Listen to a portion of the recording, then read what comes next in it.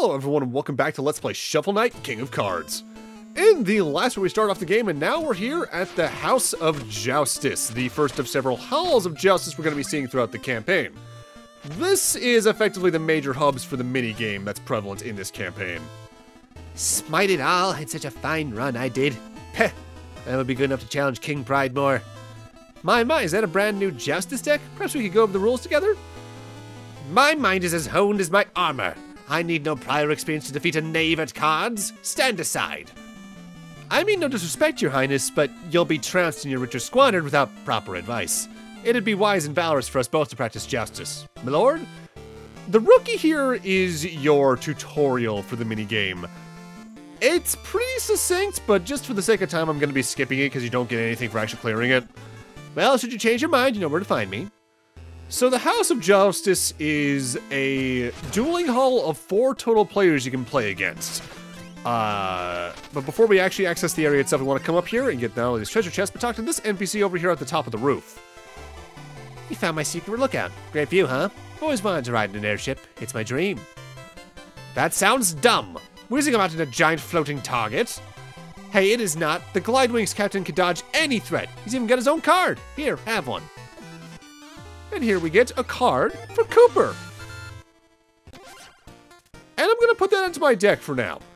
The starting deck of Joustus cards is just ones that can face either one of the 4 cardinal directions or 2 in specific, covering some pretty good area of effect.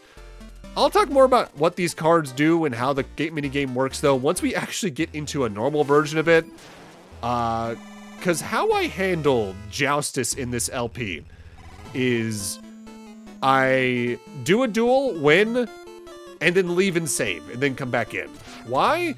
Well, one of the most preeminent rules in Joustus is if you lose, one of your cards gets stolen. And I don't want that to basically happen at all in this LP. The only exception really is Croker here. Did you know it took 3 planes to travel here, and boy, are my armors tired. You made it all the way up here just to look at my Joustus puzzle, and let me sum it up nicely for you. You'll have to win in one move, called single combat. Want to try my puzzle? In the vein of certain shogi puzzles and all that, Croker and one of his cousins later on acts as a Joustus puzzle where you need to figure out how to win the game with 1 card movement. And I'm sure we can get a pretty good explanation of how Joustus works. The cards on a Joustus card indicate the direction they push in. Your goal is to have as many of the gems as you can underneath your cards by the end of the game. With that said, these are 1-move puzzle matches, so not exactly the best example of how the mechanics work, just because there's already a preset up board. Wait, you figured it out? That was supposedly unpuzzleable. You are just astounding. Well, have you pieced it together yet? There's more than 1 puzzle. I've still got a stack of card conundrums on deck. Care to get in? Clearing all 3 of Croker's Joustus puzzles will give us our next merit medal. There are roughly 5 in every single Joustus hall. And honestly, if you're trying to just get through the game without doing as much Joustus as possible, but you still want some merit medals, just do the puzzle ones. It doesn't take a king to realize that solving this last puzzle may be a task. Will you dig in and break new ground with your shuffle? This specific Joustus match showcases something about the puzzle ones in that your goal isn't always to gain a lead, it's to keep the lead you already have, and thus you might want to make a move that's pretty unconventional in a standard game. Like doing this move here has no real purpose in a lot of the other versions of the game, but for here it works completely fine. Thus we get our merit medal. Joustus has been served at long last. I must card tribute to your noble cause. And thus we get Croker's card. Croker's card notably has a double arrow on the left, which means it's actually got a strength of 2 in that direction. This gets into something I was talking about earlier. While you push in a direction with an arrow, if an opponent has an arrow facing the opposite way, they will not get pushed unless it's by a stronger force. So if I have that left arrow against a single right arrow, my Croker will actually win out in that and push that card to the left. Very important to know. Over here, we got a hidden card in this treasure chest, and it's a pretty handy one to have, honestly. This is the Bard, which gives you a pretty good range of effect for early game stuff, which is something you really want to focus on early on in my experience. Mind you, I say that like I played this game a lot of times. I've only beaten this campaign at most 4 times, I think. And at least one of those playthroughs, I basically completely ignored Joustus. Hey there, your highness. I've got some hot merchandise to juice up your Joustus game. Why not have a look? Unlike the prior campaigns, Chester's entirely focused on Joustus this time around. You can buy mystery cards from him, which are effectively a 1-card booster pack. You can reclaim cards you've lost from him for a pretty nominal fee. But more importantly, you can get cheats here. These are essential for beating certain opponents, and you don't get punished for using them either. There's Beto Swap, which changes the opponent's hand into 3 Betos, which only face to the right. There's the one that lets you play all 3 cards you have in your hand at once. But the one I like is the one that actively swaps any captured gems to be in your favor. There's some cases where that's just absurdly good. You there! Yo, the pauldrons! Fancy pants! Yeah, you! My friend and I have an offer for you. We need to talk elsewhere. Sorry, petitioners, I'm not accepting gifts from peasants, and I won't have a word of your pleasantries. Does the Joustus crown ring a bell? We bid you no harm and wish to hear your story. Please, your highness? Finally some recognition of my status! Very well, I'll hear you out. Heave to and grab the rope. And thus, once we actually leave the Hall of Joustus for the first time, we actually get access to our main hub. Welcome to the Glidewing.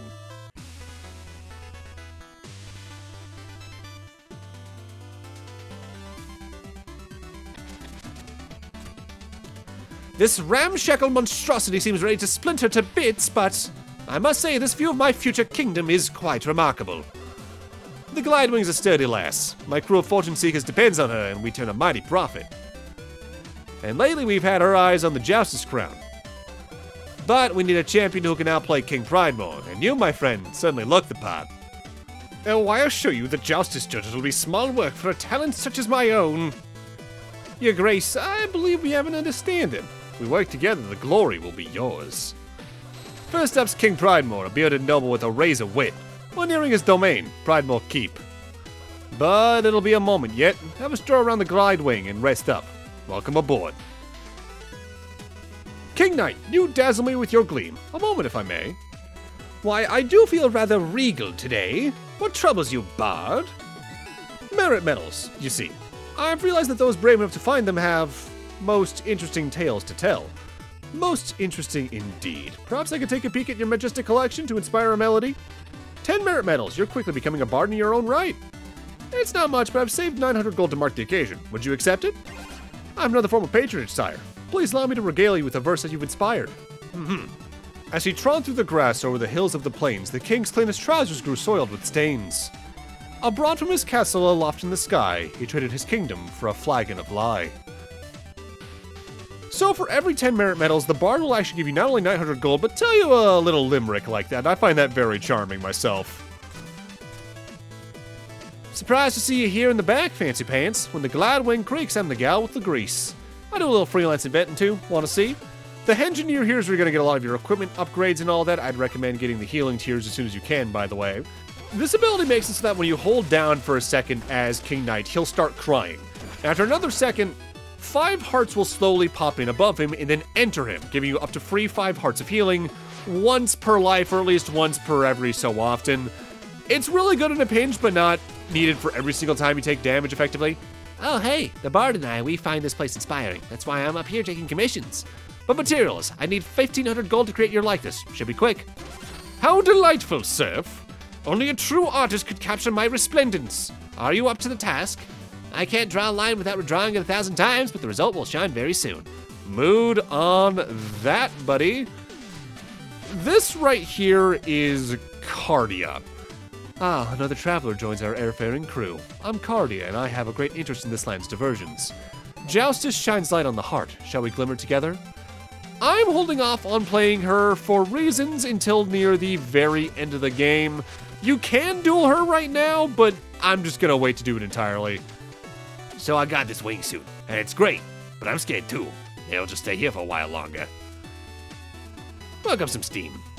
Now, you can actually shoulder charge him off the ledge and get some money from him that way, but I don't do that for a little bit because I completely forget to, honestly.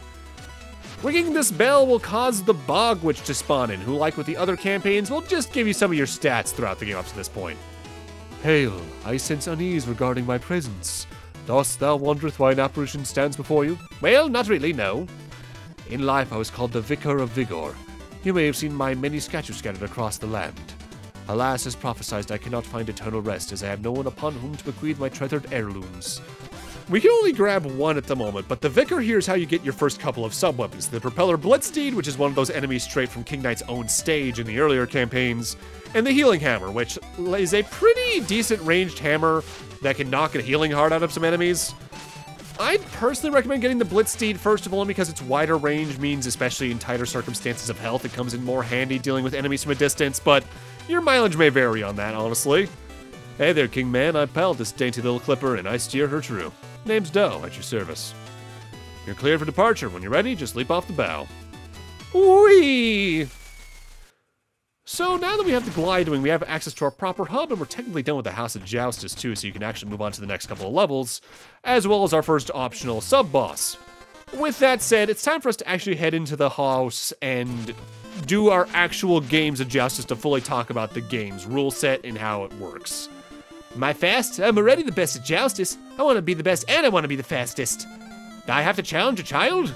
Winning the Joustus crown should be a piece of cake. Hey, are we playing Joustus or what, mister? Sure. I've got Beto cards and Fleeto cards. So we've covered some of the base rules already through the puzzle matches of how Joustus works, but the other two rules of note is that, for one thing, you can't place cards on tiles where gems exist. They need to be pushed onto them using the card's other arrows. However, on top of that, the game ends when all the main tiles are taken up. That's just the ones that are lit up. The darker tiles are graveyard tiles, and thus are more for trash cards. However, the fewer graveyard tiles you have left, the fewer opportunities you have to actually grab the tiles to begin with. Upon winning, you not only get money and a merit medal, but you also get to steal one of the opponent's cards. Well, I guess I'm not the best at Joustus anymore, or the fastest. Young subject, heed my kingly wisdom.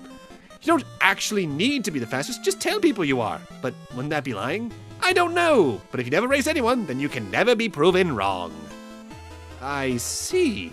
You're right, you're actually right, mister. Wow, thanks. I'm the fastest. No one can outrun me.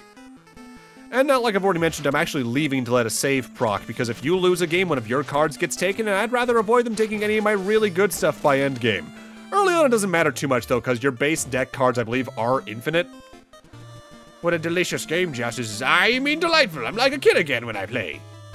As you might have overheard, I've become unbelievable. Care to butt heads? I've deliberated over my deck for days, but now it's goat time. So the first player was in a 2x2 grid, but most games of Joustus have 3 gems and 9 tiles in total for you to work with, barring graveyard tiles. So there are 3 distinct ways the game comes to an end. When a player has no cards left to start the turn, they've milled out their entire deck, though that is rare and causes the other player to win. When all open squares are full, like I've already mentioned, but also in the case cards are placed in such a way that no valid moves can be made with the cards on hand by both players, that's an automatic draw at that point. Notably, there are a lot of other cards that have different rule sets to them and different icons, like you've already seen the double arrows that have the strength of 2 compared to the strength of 1. But those largely don't come in until the second major chunk of the game and otherwise. Now, another property with Joustus is what's called a gem sweep. This happens when either of the players ends the game with all of the gems on the field under their control. When that happens, they don't just get to steal 1 card from what's on the field. They get to steal up to the amount of gems that are on the field. So in most cases, if you get a gem sweep, you're going to be able to steal 3 cards from the opponent, which if you're trying to max out every single card in the game and get them all, that's pretty handy. With that said, the same thing can happen to you. They are kind of rare, though, as an entry-level player can still pretty easily avoid having all 3 or 4 gems stolen from them. But on the other side of that, an early-game AI is still brutal enough that it can accidentally happen to you if you're not being super aggressive, so you do need to be pretty careful. You can edit your deck at any time by entering the pause menu and then just going over to the Joustus tab. And you're going to want to keep your deck updated pretty frequently as you go throughout the game, because early game cards don't really have much purpose in endgame decks. Never seen hoof nor hide of you before, Goldie, so here's my neighborhood post. Play Joustus with a horse like me, you get trampled, but if you insist, yeah, okay. You'll need to pay Chester a fortune to reclaim all the cards I win from you. Giddy up! So, 2 things we haven't talked about yet is using cheats or information gathering, effectively. You can use cheats by selecting the bottom of your 3 cards in your hand and then pressing down once again to access any of the up to 3 cheats you hold at any point in time. With that said, every cheat you hold, you can only use once. So if you say buy 3 of the gem stealers, you have to buy another 3 after you use those 3. A lot of your money sinking can come exclusively from that. With that said, you can also press the select button to get a good look at both how your deck's looking when you're on the edit screen, but also what a card has, what its abilities are, and all that. You can also check your filters to get a good view of how your deck's doing in terms of how many of one direction you have versus another, where you might be weak in some regards and all that. They give you the tools to build a good deck. You have my attention now, king or otherwise. You have skill enough at the game, I admit. My unease grows with the developments of this Joustus crown debacle.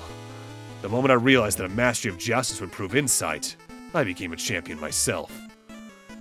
I'd best you easily in hard combat, but in Joustus we cross cards. Black Knight's our first Joustus Hall champion. You can only duel a champion of a Joustus Hall after defeating all 3 prior opponents, so this is the first time we can actually duel him up to this point here. My mind has victory held steadfast. Come, Terrapin, in ambush! Turtle! Onward, my turtle companion. Let us give our foe a worthy joust. With that said, Joustus Hall champions are also notably Joustus boss fights in that they have unique abilities that impact the field. For instance, Black Knight rains meteors along a specific row at any point in time, and can completely destroy any cards that are on it, be they his or otherwise.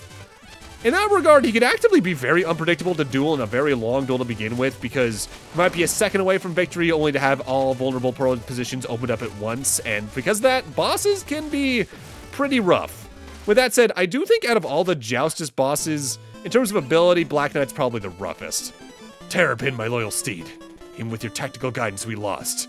This shiny charlatan called our gambit. But tarry not, King Knight. For though it's been fun and games, I sense something is not right. Tread lightly in your leggings. Now is the time to be choosing allies wisely, with strategy in mind. With that said, you might have noticed I sped that duel up.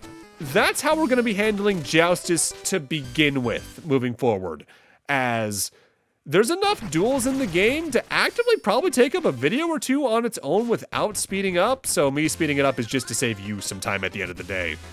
So we're heading back to the Glide Wing at this point, which you can do at any point on the world map by pressing the select button or whatever the equivalent to such is. The reason we're doing this, now that we have the merit medals from the Hall of Joustus, I can go get the other sub-weapon from the Vicar here, in this case the Healing Hammer. Pretty long range, and you can use it to knock healing items out of enemies, which especially early on when you have very limited health is pretty useful, but I don't use it too much towards the latter half of the game.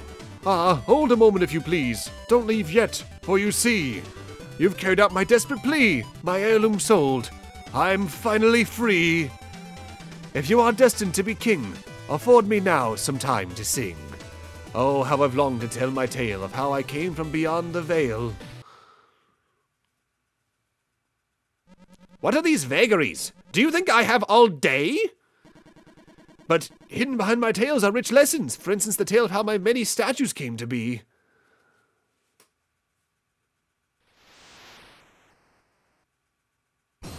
Silence! I don't have time for this. I'm building an empire, not an opera house. Oh, I suppose my business in this realm is finished then. Farewell forever. And he's left us. You can technically wait to do that for a little bit still, but you get the merit medal so quickly early on, you might as well just to have those 2 sub-weapons. Also, just to bring up something I touched on last time, like I mentioned, this is the first LP I'm doing on my new PC. Surprised by the render time of how quickly it took the last part to render. Usually, 20-minute videos at this quality of a game like this take me about 40 minutes to hour 10 or so to render, depending on intensity. This was done in 5 minutes. That's never happened before, and that actively kind of scared me, I won't lie. So before we move on to our next main level, we want to head up here to this gold chest, the Rolling Roadhouse. This is the tutorial, more or less, for the rolling mechanic I've talked about already in the game to this point. Wow, are you okay? Looks like your vigor got knocked out. That's okay, because this is the roll course. Rolling's great. You can sail through dirt and get more distance without stopping or spinning up. Just quickly press X again during your shoulder bash, but watch your spacing. You need a little runway. Like I've already mentioned, you can just roll by pressing the X button again. It's pretty good for just rolling through some things rather than trying to bounce into it. That's especially useful in tight platforms that might have enemies on them. But you also need to keep in mind you do need a little bit of space to actually start the roll. Otherwise, you'll just fly right up into something. I remember I was actually stuck on this level for a good little bit on my first playthrough because I was just really bad about the timing and spacing for some reason. But with that, I'm going to need to end this off here. Thank you guys for watching, and in part 3, we're getting started proper in our first real set of levels. See you guys then.